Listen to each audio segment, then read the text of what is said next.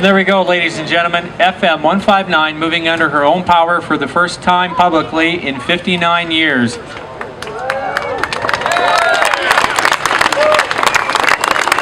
of course, this flight that Ian Willoughby Bazalgette was on, his last flight, earned him the Victoria Cross posthumously. He was the only Albertan to receive the Victoria Cross. Will was born in Calgary, and his family later moved to England. He had joined the Royal Air Force. He had completed his first tour.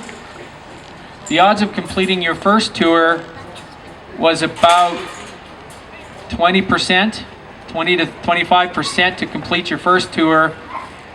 After that, he wrote letter after letter to Hamish Mahadi to be reinstated into the Pathfinders.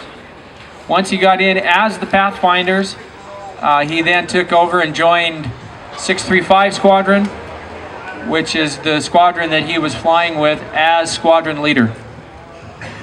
We are now getting the Lancaster ready again for tours and prepping to run the Bristol Hercules. And I'm going to call upon Carl to come forward and tell us a little bit about the Bristol. Of course, the Bristol was used in Mark II Lancasters, and there was another aircraft it was used in, I can't remember. Oh yeah, the Halifax. Here's Carl.